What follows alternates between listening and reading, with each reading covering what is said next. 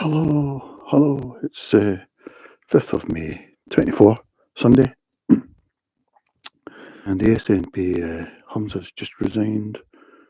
When was it? Now, last Monday? Yeah, it was.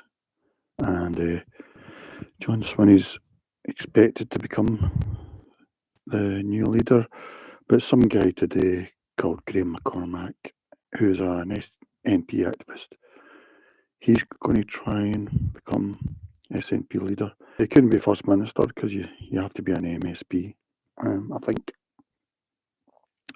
So, I mean, that'll probably, it might come to something because some are saying that it'll get you need 100 wards or something like that of SNP activists' sites or whatever. You know what I'm talking about? Sort of things. So it might make it. I don't know.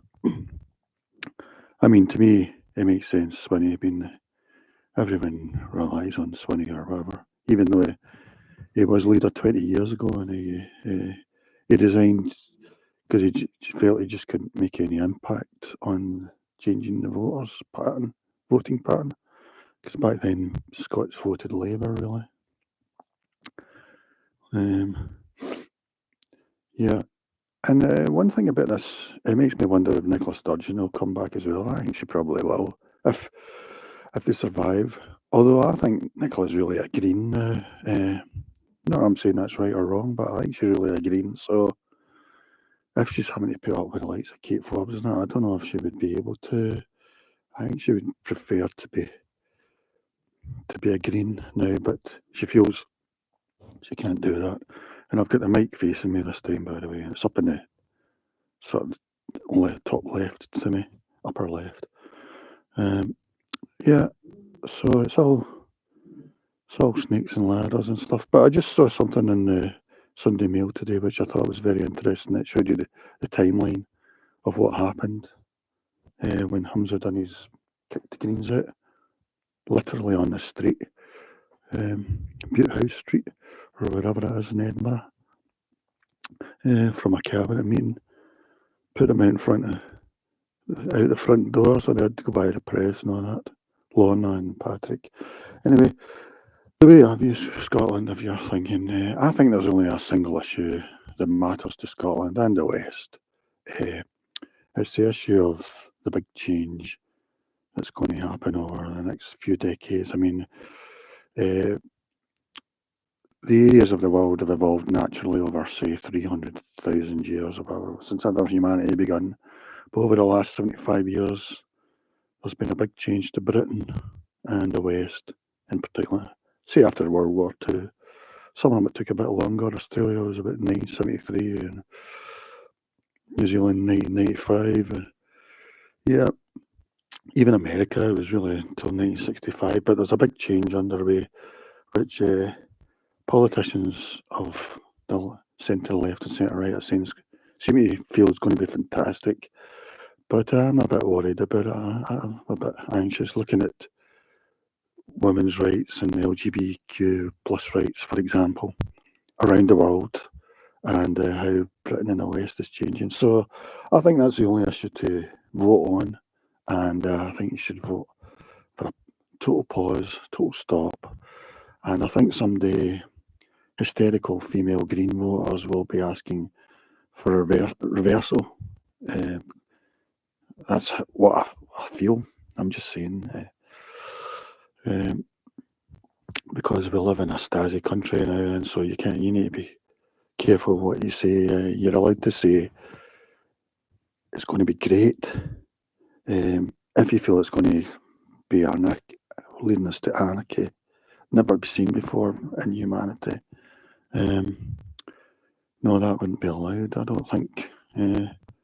So you've got to watch, and that we don't live in an open society, basically, and it's getting clamped down, especially with the likes of Humza, because he came up with that hate law. He came up with it when he was Justice Minister, and he implemented it as First Minister, and I think it was really important for him personally to do that, because I think this issue is very important.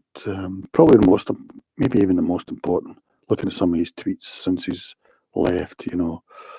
I mean, I've got total sympathy for Gaza, 100% sympathy, but yeah, he's married to a half Palestinian Scottish lady, Scottish. But personally, I feel that a lot of the support for Gaza and that is more to do with ego, really, and there may be a pattern, you know, for those that it's to do with envy, even, you know. Like I say, I totally support the Palestinians, really, Palestinians for a state, and all that. But it's got to do with ego and envy, and not really. They might not. Well, I can't say it anyway. But yeah, so it was just interesting as Sunday Mail. What I think is the most important. So Labour and SNP voters who are worried about how Scotland's going to evolve over the next few years, where I think those, like in America, they've got Indigenous people, in Australia, they've got Indigenous people. The Indigenous people of Scotland are going to become minority, and I would say SNP are at the forefront of that. And SNP feel that being a minority from what Humza called the global south, you could think of it as a third world and second world, is going to our greatest years are ahead, especially, for example, women's rights. But if you're worried about that, you don't think that, then you need to abandon SNP, Labour, Greens, the left, the woke. If you want to vote left, you could vote Social Democrat Party, who are pretty good in this issue. But really, you've got to use our vote as a protest vote. For that, you need to vote Tory or further right. You know, Britain first, preferably. But Tory, if you wrestle in bed at night over the consciousness of your conscience or whatever. I think a lot of people around the world don't bother about that sort of conscience, but if you personally, because it does seem that there are a few countries in the world that are seen as really nice, you know, like Scotland, the West, and especially the settled colonies, the settler colonies. Not all the colonies, you know, the colonies that weren't settled don't seem to be appeal to many around the world, including the people that live there. But the settler colonies seem to be the main ones. One of the few countries that the people don't rule out when they're moving. You know, they rule out a lot of continents. They totally rule them out. You know, it's up to you to wonder why that is. There's only a few: West Europe, Australia, New Zealand, America, and Canada. Basically, I think that's it. So yeah, just looking at this, what happened last week, the Sunday Mail done a good thing, and for me, it means I can follow what happened. Anyway, that's the way I think you should be looking at it. You know, if you're voting SNP, you should be voting Tory or further right. Really, if you like Rabbie Burns and that, in my opinion, you don't want his statues toppled and that, because his statues should be the number one target for toppling, but for obvious reasons, the activists don't feel they can do that at the moment. They need the SNP to keep the closest at the moment for the big change. Yeah. So let's see. Thursday, April 25th. So this was when it all started. Humza Yousaf calls a 10 a.m. press conference confirming he has ended the Butte House agreement with the Green Party after the car crash interview where co-leader Harvey had refused to accept the cash report into gender from. Yeah, I think this was the night before or something. Patrick Harvey was on STV, their late night programme, which is pretty good. Although I don't watch mainstream TV anymore, really. But when he was on it, yeah, he didn't accept the cash report. And personally, I don't think they should accept these sort of big inquiries if they don't agree with them, you know. So when I was watching it, I thought, well, he doesn't accept their report, but and then he was saying, this is the big thing. He was saying that it affects such a small amount of people, and this is what I find weird about this. Is at first, when we were bringing these changes through, including Nicola Sturgeon, I was wondering, nobody was saying how many people it affected, you know. I was thinking it was at 5% or something, I don't know. But then finally, when they got a lot of backlash from J.K. Rowling or whatever, they started saying, even Keira Starmer started saying, it's a very small amount of people. I mean, they're talking about, I don't know, 0.1% or something, I don't know. But and that's why I was wondering, because we've got to change our way of thinking for this tiny amount of people who are probably suicidal and that, you know. So that I think what's going to happen in the future is that those that are born female are probably going to start to referring themselves as cis. You know, there's a lot of talk about pronouns. I think eventually biological females will start calling themselves cis. And then what do the woke do and what do the Labour and that do about that? I mean, you can't say it's banned, can you? You're banning like 50% of the population from identifying. Because we had that she, her stuff and all that, you know, which seems to have faded away a bit. Yeah, so, and then people refer to themselves as they and stuff, you know. Anyway, so Patrick Harvey, I mean, I think Patrick Harvey is a good politician, but it is ironic because he's a sort of benign dictator, really. Not dictator, but leader, because I think he's been a leader since 2007 or something. I think he's good, you know, but I don't mind leaders being leaders things, but it is ironic when they go on for decades, you know. And Lorna Slater as well, I think she's quite good as well. She's a co-leader.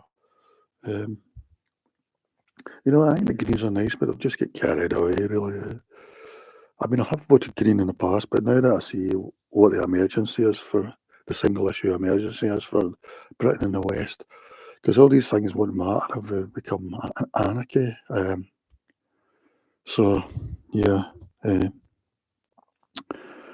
So I would never vote Green. In fact, we had a thing yesterday down in England in Leeds Council where a man won the Greens council thing in Leeds, and he was going on about Allah Akbar and Gaza, and that's all I saw him go on about. I didn't see him mention climate change or that. So I don't know if the Greens are happy with that. Probably are, but for me, I wonder about ego, and maybe explains why, if he's got a flag of a country, and if he owns a flag of a country, I wonder if that country, how it does in women's rights and stuff, if it even bothers about climate change and that, you know. I don't mean the Palestine flag. I mean what a flag he identifies with greatly or whatever. Maybe, or maybe not. He might have a Union Jack flag. I don't know. He might own one. Yeah. So Patrick Harvey refused that care support thing. So 2 hours earlier, the Greens, summoned to the FM's official residence, faced total humiliation when their former SNP colleagues cheered, applauded, and thumped the table after the FM axed him, the First Minister. I just find this a bit comical, you know, to behave like that. It's a bit like that Green councillor I was just telling you about, you know. I mean, did they hate them that much? I think they've actually, a lot of SNP voters are sort of Green sympathetic. And we saw down in England yesterday, the Greens done really well, although some of that was an anti-Labour thing from certain communities who didn't have an independent of their own to vote for, so they just voted Greens. The Greens are fair on Palestine as well, but I don't think they were voting for any other reason apart from a protest vote, an anti-Labour vote. Yeah, so yeah, I find that a bit strange, you know. No wonder Humza seems so cheery and when he gave that conference on that day, because it seemed like a mistake at the time, you know. I was thinking, well, he's not got a majority now. I suppose he was just thinking that the Greens would keep voting him despite just being humiliated. A source told the Sunday Mail there was a decision before the full cabinet that the Butte House agreement was to be terminated. Patrick and Lorna then went into the cabinet meeting where they were handed letters from Humza, and the rest of the cabinet members in the SNP were thumping the table and cheering. This is all in quotations as well, so ones. These are people who are relying on us to then be cheered out of Bute House by the rest of the cabinet and marched straight in front of the press. Is it any wonder they were so angry about what happened? Yeah, it's bizarre, really. It's not really the way to conduct things. In fact, Humza said that's why he resigned, because he handled it, not because he thought it was wrong. But I'm still surprised. Like I say, I think Nicola Sturgeon's agreeing now, so I thought Humza was pretty much into it as well. I don't know what. I mean, they have been doing some stuff, but you know, they had that bottle bank, which I thought they went ahead with now.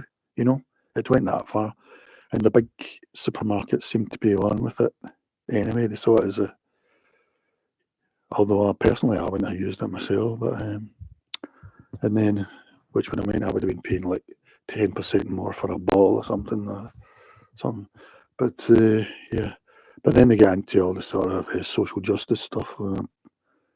I mean, that agenda, I went through, everybody passed that, even Labour and that, because nobody really watches Holyrood. For a start, they're hardly there. They get all the school holidays plus the English school holidays. They get more holidays than uni. They're only there maybe 3 half days a week. And yeah, they do stuff and the people don't really watch. But then when that gender thing hit the news at the final passing of it, the people were going, hey, what? I don't know. I don't understand this. So this is sort of what's brought this all on, really, I suppose. And Nicola was totally in favour of it as well. Okay, let's see. Lorna Slater calls it a spectacular breach of trust. So that was a Thursday, 25th. Friday, April 26th. The First Minister tells the Greens he understands their anger. Yeah, because they'd said they wouldn't support them. Well, they wouldn't support Humza anyway, I think. Said on the Thursday. And they did say in a conference that they didn't think Humza would be there for much longer or whatever. Friday, April 26th, the First Minister, so he's had a change of tack now. He's realised his mistake. Tells the Greens he understands their anger and urges them not to back a Tory vote of no confidence. Yeah, because that vote of no confidence must have been already, yeah, by Douglas Ross. He's back at home in Dundee and announces 80 million for affordable housing in Scotland. Scottish Labour table vote of no confidence in his government.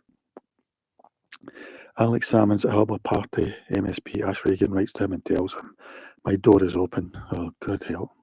I feel sorry for him if he has to deal with Ash Regan.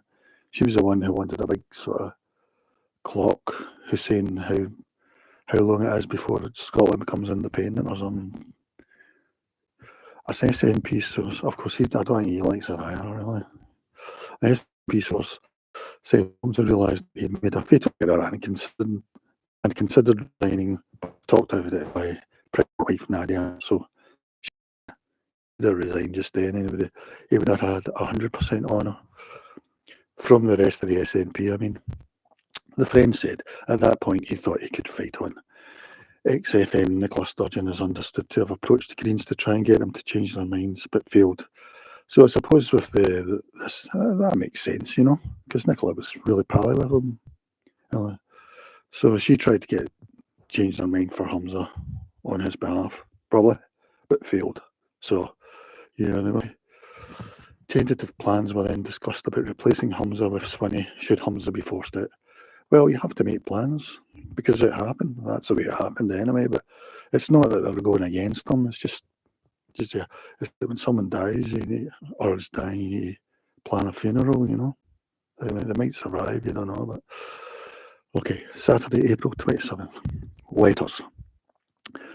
Yousaf writes to leaders of other parties to meet with him in a bid to find common ground ahead of the vote of no confidence.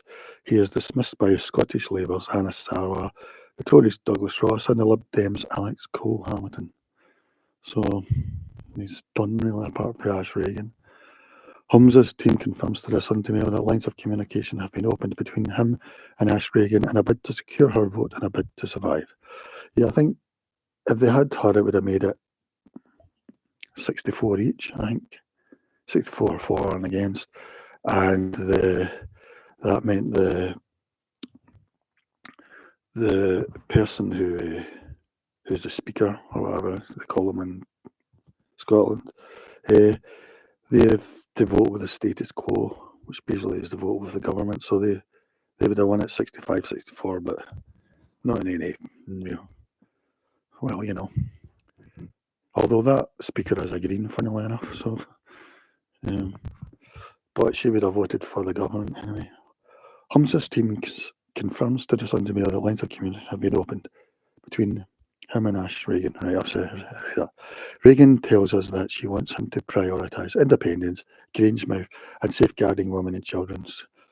So this is, Alex Salmond's probably let her do most of that himself, but even though he's overbearing, he probably let her just to get a foot in the door, But behind the scenes, senior figures, SNP figures, were becoming increasingly furious at the prospect of Alex Salmond's re-emergence. Yeah, I don't blame them. I mean, I'm glad that I was there, because I think you need a bit of competition in these sort of things, even from your own side. But I mean, I find it a bit ridiculous, really, their actual policies. They just seem to be, a lot of times, do the opposite of the SNP, but not on the great change, which they're even more in favour of, it seems to me. So, like, Indigenous Scots might find their views less and less over the coming years, which is going to happen anyway, but it would happen even faster. I find that interesting she picked Grangemouth, because, I mean, Grangemouth, the oil plant's closing down. I mean, what can you do about that? But she's probably picked that so that, it'll put funding into finding different jobs for the people who will be made unemployed when Grangemouth, So I think that was still she was making it look as if she was making a real demand, but she's not really, because she knows that Humza and that will be putting funding into finding these people new jobs and that, or whatever. I mean, you could make that a green thing. I mean, Grangemouth, I feel sorry for the people, but it would be great to see that thing go, because it looks a right eyesore. You can see it for miles around, you can see it from the Kilsyth Hills, and I don't know if they still have lots of smoke going up in the air and that, because there's another thing further on in Fife that sometimes off gases or whatever, but it's very unpleasant looking thing, Yeah. Plus, I think Green's ironically, I think clean power is the future anyway. So, not that I'm against oil and that as part of the wind down, but it definitely, I see green as if wind and solar, etc., as the future, especially when we get batteries for our houses. Okay, let's see. Back to this. Reagan tells us that she wants him. Oh yeah, I told you that. Yeah, on to the next bit. Sunday, April the 28th, last week. The First Minister believed an agreement with Reagan could still save him, but the Sunday Mail's front page, which declared Humza will work with Salmond, sent SNP officials into meltdown. The plan to install Swinney as leader of the SNP and First Minister was enacted. Yeah, they had no choice, really. I wouldn't when I went with Ash Reagan. Not just because she's part of Alba and Alex Salmond, but also personally, I thought she was a disaster herself and very confused, really. She just seems to be the opposite, a contrarian in a way.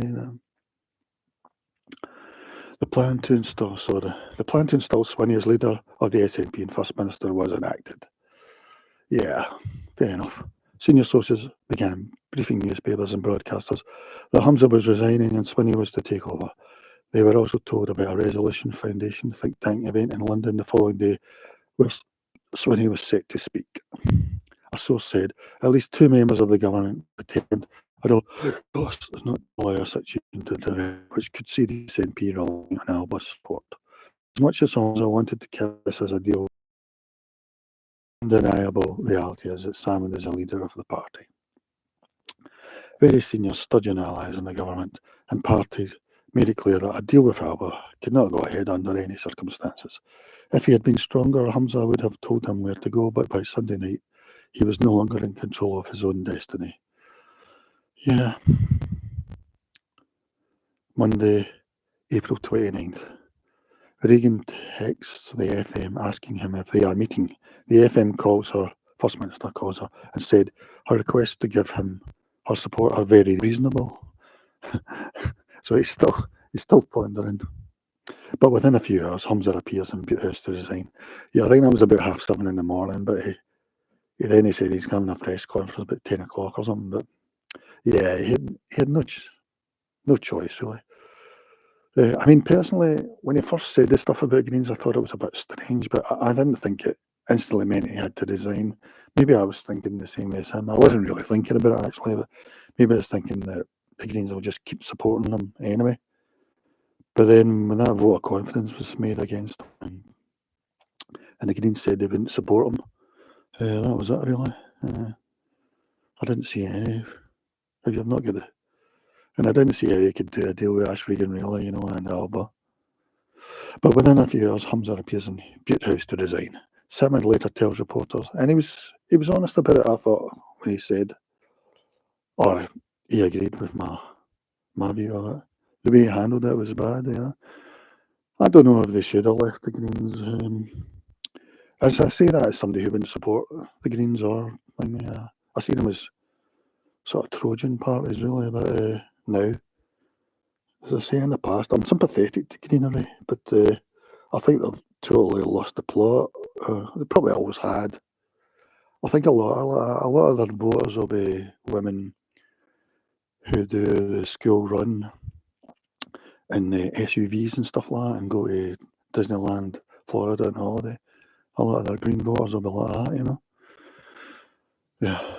Okay, here goes. Salmond later tells reporters the reason he didn't do a deal with Alba is because there are forces within his own party who stopped him doing it. Let's call them the old guard. Well, you're the old guard as well. Within hours, MSPs and MPs, including Stephen Flynn and Manny McCallan, were backing Swinney despite the fact he had not even announced he would stand. Yeah, they are trying to squeeze Kate Forbes out, because they don't want Kate Forbes, that's for sure. I mean, I think if Kate Forbes wins, Nicola and that might leave the party to the Greens. Maybe even Humza to the Greens. Because that's what their heart really is now, even if they were banging and thumping the tables or whatever. Tells reporters he's considering it. So this is Swinney. Yeah, an SNP source said, it is incredibly stressful and disorientating to be the person at the centre of a political gunfight and you need the people around you to be fighting your corner. Humza is going to wake up a few days from now and begin to wonder whether that was the case. Tuesday, April 30th, Tory leader Douglas Ross announces he is withdrawing his party's planned vote on no confidence in Humza Yousaf, saying job done on their plans to oust the First Minister. Yeah, that was a good week for Douglas Ross.